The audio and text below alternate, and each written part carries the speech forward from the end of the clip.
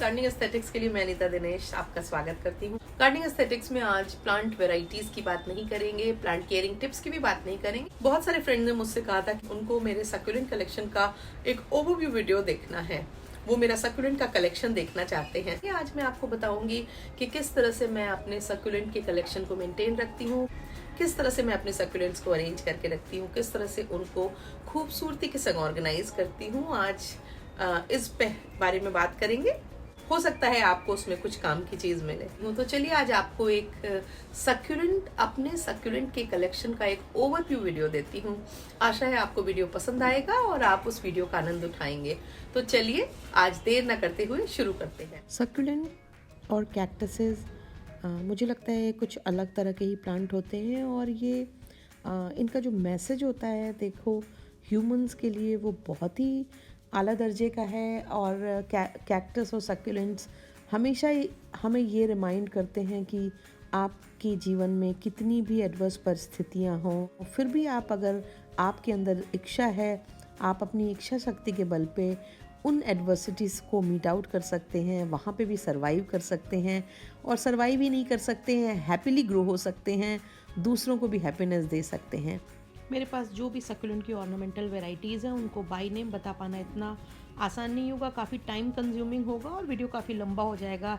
इसलिए मैं नाम बताने की बजाय उनके नाम स्क्रीन पर लिख दूंगी, जिनको देख करके अगर आपको अपने पास जो वैरायटी है उसको आइडेंटिफाई करना है तो आप आराम से आइडेंटिफाई कर सकते हैं।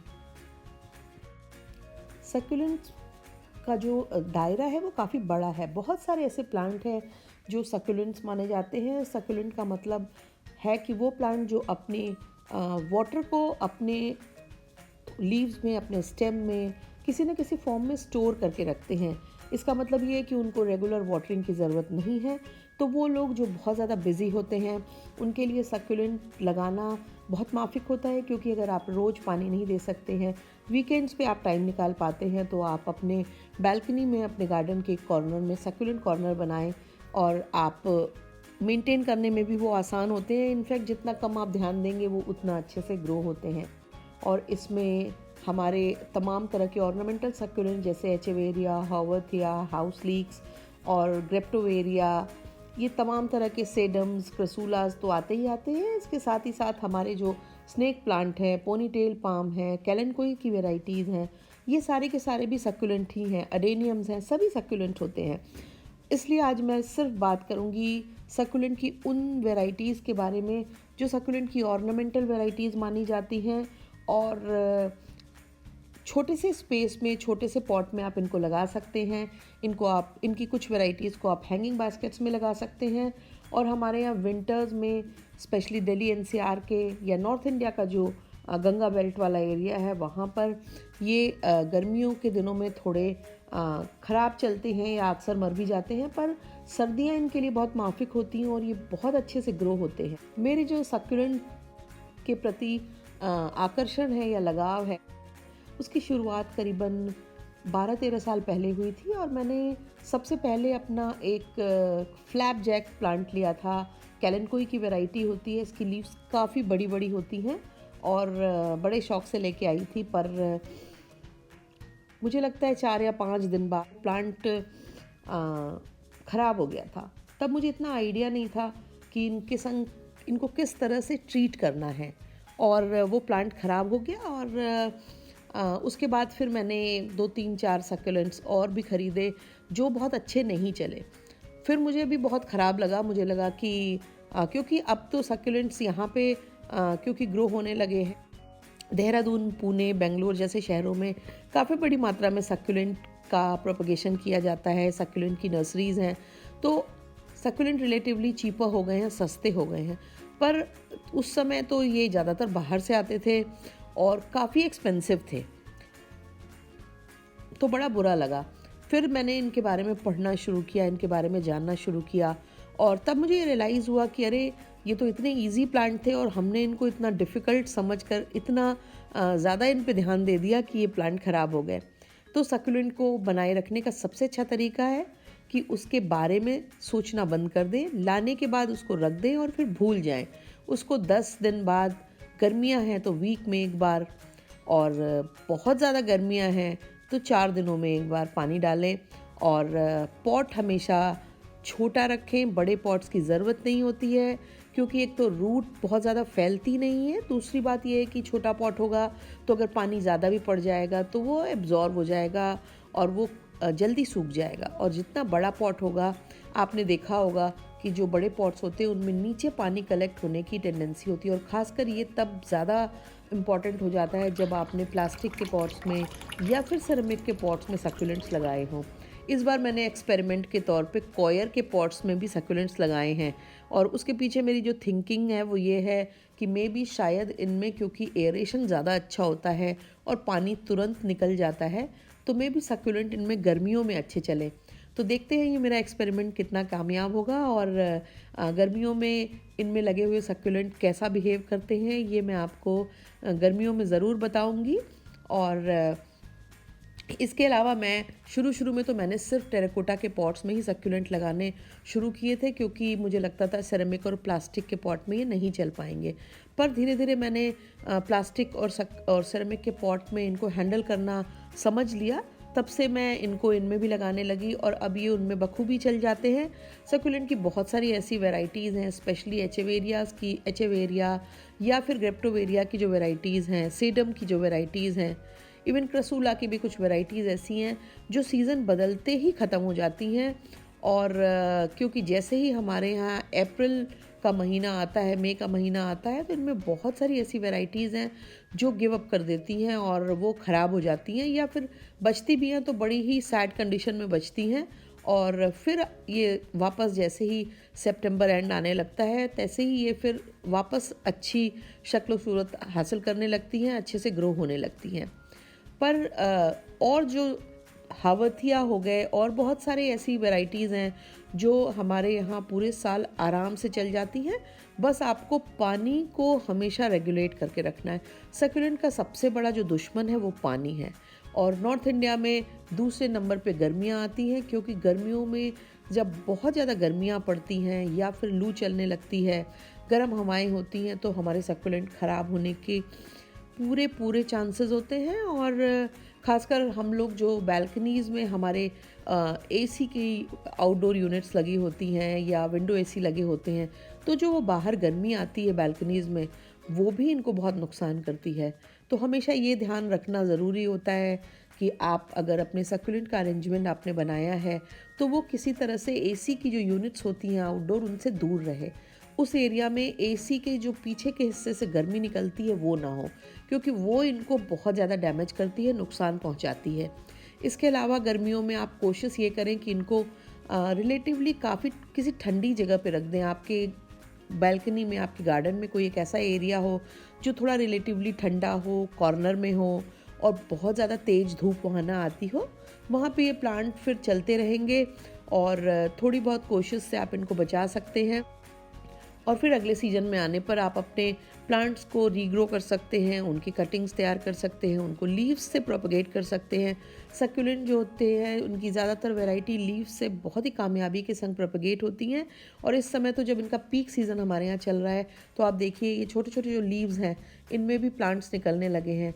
मैं हमेशा जब सक्यूलेंट कॉर्नर की सफाई करती हूँ या रोज़ दूसरे तीसरे दिन जब मैं अपने सक्यूलेंट्स को देखती हूँ, तो वहाँ पे जो लीव्स गिरी हुई होती हैं उनको मैं उठाती जाती हूँ और एक मॉइस्ट सॉयल वाले पॉट में रखती जाती हूँ, डालती जाती हूँ, या किसी ऐसे पॉट में डालती हूँ जिसमें रोज़ नहीं तो कम से कम अल्टरनेट डे में पानी डालती हूँ, सो दैट कि उसकी मिट्टी में नमी बनी रहे।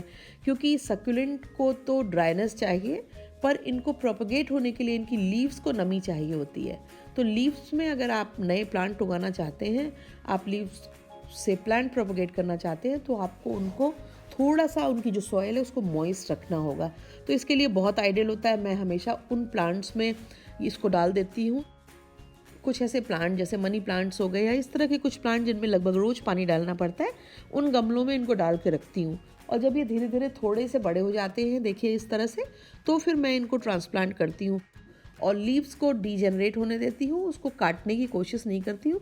क्योंकि मैंने कई बार देखा कि लीव्स को जब हटाने लगते हैं तो फिर वो जो नया प्लांट होता है वो नहीं चल पाता है, और उसकी जगह मैं लीव्स के ऊपर थोड़ी और सॉयल बिखेर देती हूँ जिससे कि लीव्स अंदर की तरफ दब जाए और उसमें किसी तरह की फंगस या किसी तरह का डिजीज़ होने का चांस ना रहे, और आपका जो नया प्लांट है, बेबी प्लांट है, वो हेल्दी हो जाए और ग्रो होता रहे। और इस सीज़न में अगर आप अपनी लीव्स को प्रोपगेट करते रहेंगे तो आप उन प्लांट को रीग्रो कर पाएंगे, क्योंकि बहुत सारे ऐसे प्लांट होते हैं, स्पेशली जो रोजेट शेप वाले एचेवेरियाज होते हैं, इनमें एक प्रॉब्लम होती है कि इनकी जो मदर प्लांट होते हैं वो ज़्यादातर फ्लावरिंग के बाद डिजनरेट हो जाते हैं। तो हम जब इनको नर्सरीज से लाते हैं तो ये बड़े अच्छे से बने हुए और बहुत ही अच्छे रोजेट शेप के प्लांट होते हैं, पर हमको ये अंदाज़ा नहीं होता है कि ये मैच्योर प्लांट है और ये मदर प्लांट जब इसमें फ्लावरिंग हो जाएगी उसके बाद ये ख़त्म होने लगेगा। तो बेहतर ये है कि इस प्लांट को अपने कलेक्शन में बनाए रखने के लिए हम इनकी लीफ से इनको जब हमने लाया हो उसी समय से इनके बेबी प्लांट्स तैयार करने शुरू कर दें। और आप ऐसा भी कर सकते हैं कि अलग एक तरह के जो लीव्स हैं अगर वो निकलती हैं या नीचे की लीव्स निकाल के आप उनको एक पॉट में ही रखते जाएं, उससे आपका एक खूबसूरत सा अरेंजमेंट बन जाएगा, कई प्लांट्स तैयार हो जाएंगे और आपका पॉट भी अच्छा सा भरा भरा तैयार हो जाएगा। मैं अपने कैक्टस और सक्यूलेंट कॉर्नर को डेकोरेट करने के लिए ये इस तरह के खंगर्स को यूज़ करती हूँ, थोड़े स्टोन्स को भी यूज़ करती हूँ। हमेशा अर्दी ब्राउन शेड्स को प्रेफरेंस देती हूँ। कई बार मैं ये नॉर्मल जो ग्रिट होती है इनको भी यूज़ कर लेती हूँ। एक तो ये सस्ती भी पड़ती हैं और ये देखने में अच्छी रहती हैं। दूसरा ये बहुत ही तेज़ी से चिकने पत्थरों के मुकाबले ये पानी को बहुत जल्दी सोख लेती हैं। तो अगर किसी दिन कभी आपका किसी वजह से सक्यूलेंट में ज़्यादा पानी पड़ गया तो ये जो ग्रिट्स होते हैं ये ऊपर के पानी को बहुत जल्दी अच्छे से एब्जॉर्ब कर लेते हैं और सस्ते तो पड़ते ही हैं।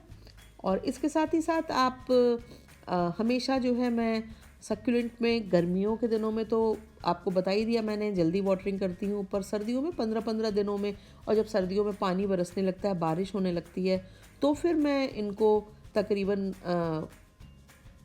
15 डे 16 डे वाटरिंग करती हूँ। और ज़्यादातर सक्यूलेंट मैंने कवर्ड एरिया में, ये जो सक्यूलेंट की ऑर्नामेंटल वेराइटीज़ हैं इनको मैंने कवर्ड एरिया में लगा रखा है, और कुछ एक ही ऐसे हैं जिनको मैंने बाहर लगा रखा है और हैंगिंग बास्केट्स में लगा रखा है। और इनको मैंने बाहर इसलिए लगा रखा है क्योंकि इन सक्यूलेंट में सन से जब हम विंटर्स में एक्सपोजर कराते हैं तो इनमें कलर्स आते हैं, इनके कलर डार्क हो जाते हैं और ये देखने में बहुत ही सुंदर और बहुत ही आकर्षक लगता है। इसलिए मैंने कुछ एक सक्यूलेंट को बाहर रख रखा है सो दैट उन पर थोड़ी धूप पड़े, थोड़े स्ट्रेस्ड हों वो, और उनमें खूबसूरत कलर्स उभर के आएँ जो देखने में अच्छे लगें। और पर बहुत ज़्यादा धूप नहीं चाहिए, अदरवाइज़ प्लांट की लीव्स फिर धीरे धीरे मरने लगती हैं, ख़राब होने लगती हैं। इसके साथ ही एलोवेरा की भी मैंने तमाम वेराइटीज़ लगा रखी हैं।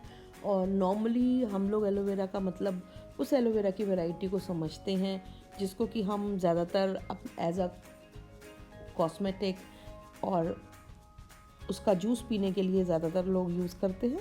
पर एलोवेरा भी एक बहुत बड़ा प्लांट फैमिली है जिसमें बहुत खूबसूरत वैरायटीज़ आती हैं। मेरे पास कई ऐसी वैरायटीज़ हैं एलोवेरा की, और जिस पे मैं अलग से एक वीडियो बनाऊंगी ज़रूर। और काफ़ी पुरानी हैं, अच्छे से ग्रो हो गई हैं, कामयाब हैं। अपने सक्यूलेंट के लिए मैं हमेशा जो सॉयल है वो अपने आप ही तैयार करती हूँ। सॉयल का क्या कंपोजिशन रखें इसके बारे में भी मैंने बहुत सारे अपने सक्यूलेंट वीडियोस में बताया हुआ है। आप अगर चाहें तो उनको जाकर के प्लेलिस्ट पर या फिर डिस्क्रिप्शन में पड़े लिंक पर जाके देख सकते हैं। स्क्रीन के ऊपर भी आपके टाइम टू टाइम लिंक आते रह रहे हैं, उनको क्लिक करके आप अपने मनपसंद वीडियोस को देख सकते हैं। शुरू में मेरे सक्यूलेंट्स कई बार मर जाते थे, और स्पेशली गर्मियाँ आने पर अब मैं काफ़ी ज़्यादा वैरायटीज़ में से इस बार तो मैंने काफ़ी सारी वैरायटीज़ बचा ली थी। जो बच भी जाती हैं वो उनमें से कुछ तो अच्छी दिखती होती हैं, मगर ज़्यादातर बहुत डल और बहुत ही कम आकर्षक दिखने लगती हैं, जिनको कि आपको पर प्रिजर्व करना होता है। क्योंकि अगर आप अपने प्लांट कलेक्शन को बढ़ाना चाहते हैं तो आपको सिर्फ प्लांट लाना ही नहीं होता है, आपको प्लांट्स को बचाना भी होता है। और ये ज़्यादा इम्पॉर्टेंट और चैलेंजिंग होता है, क्योंकि अगर आप प्लांट बचा नहीं पाएंगे तो आप फिर कितने प्लांट लाएंगे। मैंने अपने सक्यूलेंट से बहुत सारे मिनिएचर गार्डन्स भी क्रिएट कर रखे हैं, और मैं कभी उन पे भी एक वीडियो बनाऊंगी और आपको बताऊंगी कि किस तरह से आप भी अगर आपके पास छोटे छोटे सक्यूलेंट्स हैं और आप उनको एक पॉट में लगा करके एक अच्छा सा मिनीचर गार्डन बना सकते हैं। और मिनीचर गार्डन अगर आप सक्यूलेंट से क्रिएट करना चाहें तो उसमें किस तरह के प्लांट की चॉइस करें सो दैट कि प्लांट ऑलमोस्ट एक जैसी रिक्वायरमेंट वाले हों और वो अच्छे से मिनीचर गार्डन में चलें। और आगे मैं ज़रूर मिनीचर गार्डन पे वीडियो बनाऊंगी। साथ ही साथ मैं आपको टाइम टू टाइम जो मैं शॉर्ट वीडियोस डालती रहती हूँ उनमें आपको सक्यूलेंट कॉर्नर को डेकोरेट करने के बहुत सारे ऐसे आइडियाज़ मिलते रहते हैं जिनको कि अगर आप रेगुलर देखेंगे तो आपके लिए वो बहुत हेल्पफुल होंगे। और अगले वीडियो में ओवरव्यू वीडियो में मैं आपको अपनी कैलेंकोइज़ की यानी कि कलैंचू की सारी वैरायटीज़ दिखाऊंगी। मैंने कलैंचू की भी बहुत सारी वैरायटीज़ कलेक्ट कर रखी हैं और जो काफ़ी खूबसूरत हैं, कई में अभी फ्लावरिंग भी हो रही है। तो अगला जो वीडियो होगा वो कैलेंकोई यानी कि कलैंचू का ओवरव्यू वीडियो होगा। अगर आपको मेरा वीडियो पसंद आया हो तो मेरे वीडियो को लाइक करें, मेरे वीडियो को अपने गार्डनिंग लविंग फ्रेंड्स के संग शेयर करें, मेरे चैनल को सब्सक्राइब करें और बेल आइकन दबाना ना भूलें ताकि गार्डनिंग से जुड़े हुए मैं जो भी अपडेट करूँ वो आप तक पहुँचे। Thank you very much.